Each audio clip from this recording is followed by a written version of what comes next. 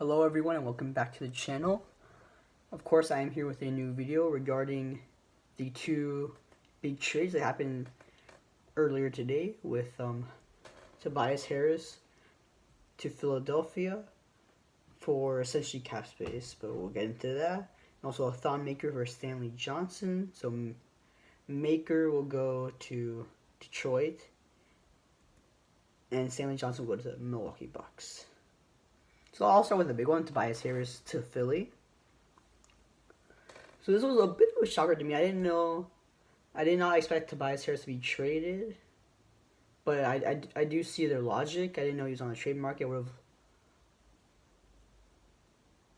I mean, like, he's a good player. He's turned himself into a bit of a fringe all-star in this league. He's had a very good season, around 21 points per game, I believe, which is insane. Like, last night, he hit a game winner for LA against the Charlotte Hornets. And this morning he gets traded, which is insane.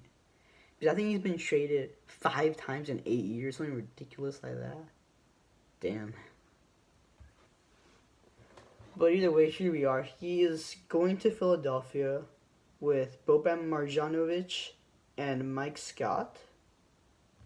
For going to the Clippers, it will be Landry Shamet, the rookie, Mike Muscala, and Wilson Chandler. And I think 4 picks, 2 first-rounders, and 2 second-rounders to the Clippers. Now, for the Clippers' point of view, it's an interesting move, honestly. Because if they didn't want to keep him, they could just walk in free agency and they get rid of that cap space anyway.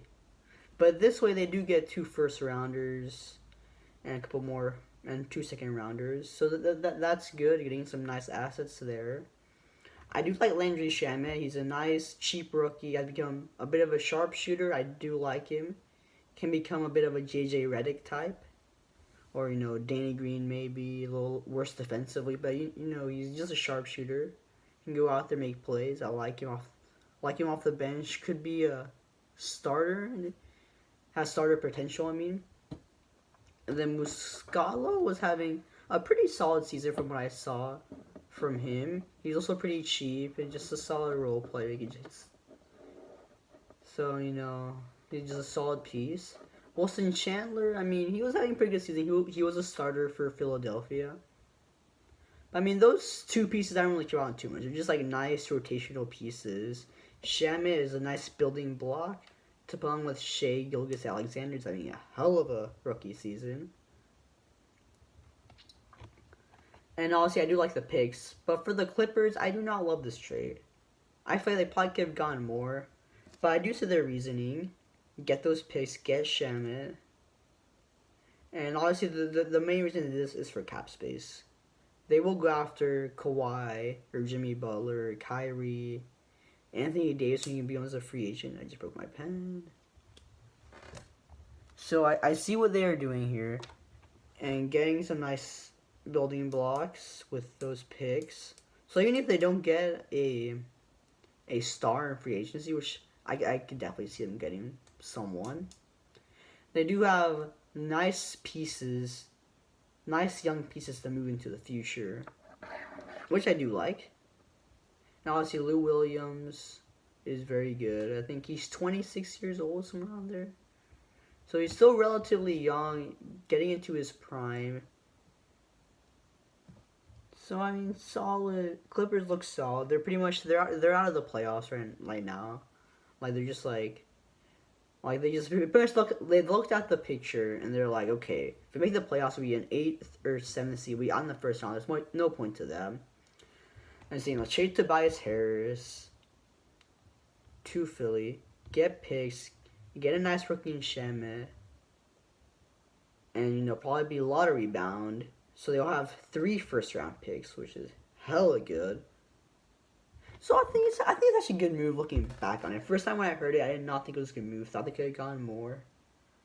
But looking back at it, it's a solid return. Good plan. So for the Clippers, seems good.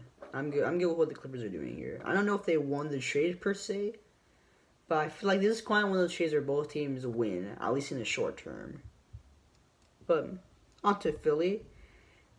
For trading away those guys, they'll be getting Tobias Harris, who is the big piece, Boban Marjanovic, the 7-footer, and Mike Scott, who's a nice 3-and-D guy.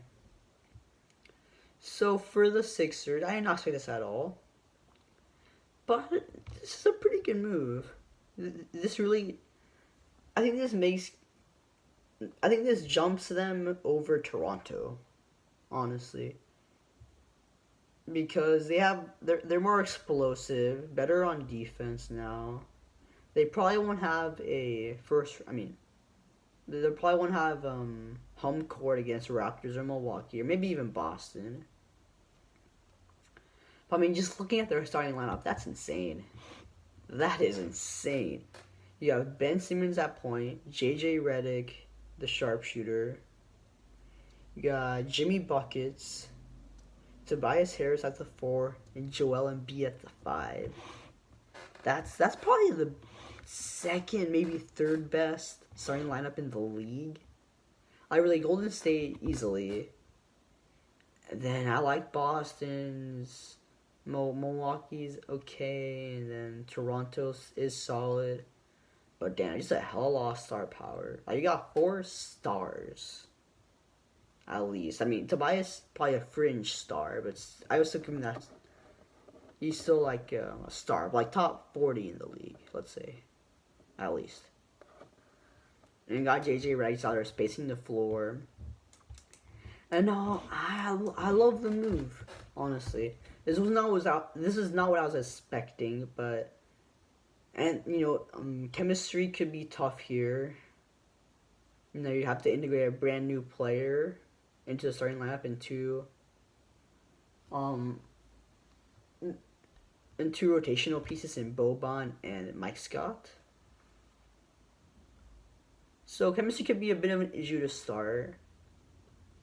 But honestly, I like the deal, especially when it gets to the playoffs, when the stars matter, where the bench matters a whole lot less. Big time. Like, your finishing lineup, your starting lineup, that's insane, as I've already said.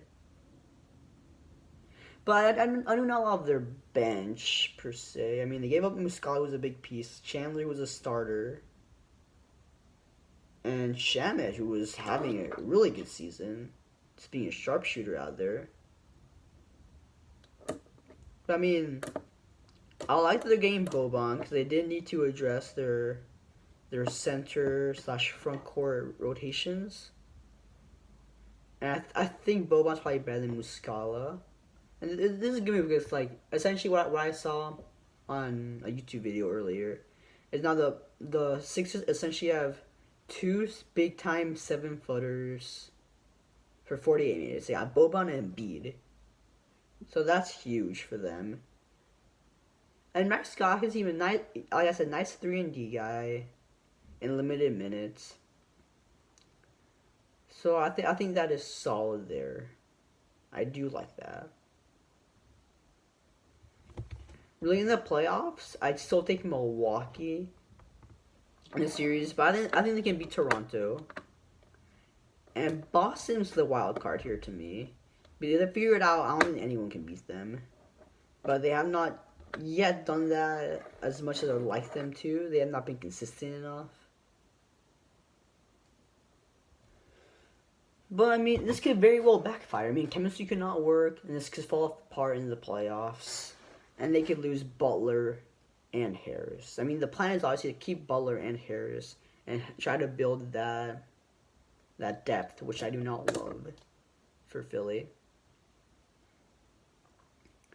But pretty solid move. I do like it for both sides. Both sides, I think, win. Philly in the short term, we'll see how it goes long term, because this could backfire. And Clippers, I mean, this is pretty smart from them. They could go young if they don't get any stars, and if they do get stars, then they got some nice pieces there. They have a lot of, like, good players on that team with Gortat and Teodosic and Pat Beverly and Lou Will. So they're deep, and I do love that. So I think pretty good trade for both sides. Clippers are essentially tanking here, trying to get a star next year. Philly has become a really good contender to get out of the East. Like right now, that 14 race has gotten a lot closer with Bucks, Raptors, Sixers, and Celtics. Should be a hell of a playoffs between those 4 teams. So there'll be 3 really good series out of there. I'm not sure what it'll be yet. Probably Bucks, Philly, or Bucks, Celtics, and then Raptors, Celtics, Raptors, Sixers. But either way, it should be a lot of fun. Those are my thoughts on that trade. Tell me what you think about that. The other trade, which was a minor move, but I think it's relatively significant for Milwaukee because Thon Maker is not getting playing time. He wants out, which is smart. You're not playing. Then what's the point of being there? You think you deserve more playing time? Ask for a trade. Solid. He goes to Detroit, so you'll back up Andre Drummond and see if you can build into something there.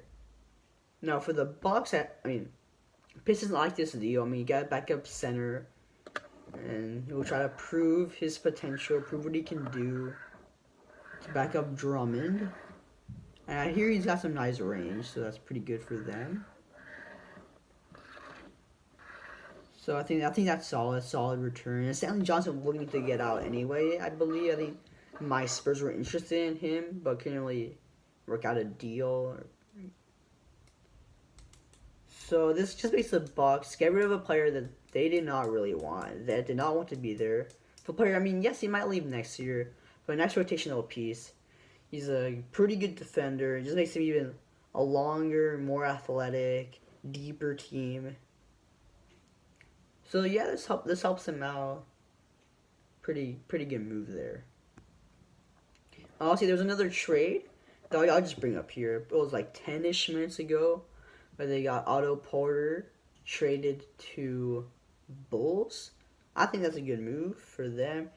Getting rid of Jabari Parker, who wanted out essentially, or didn't really want out, but they didn't want him there. And Bobby Portis, who, he seems like an okay player, but I think Porter Jr. is better.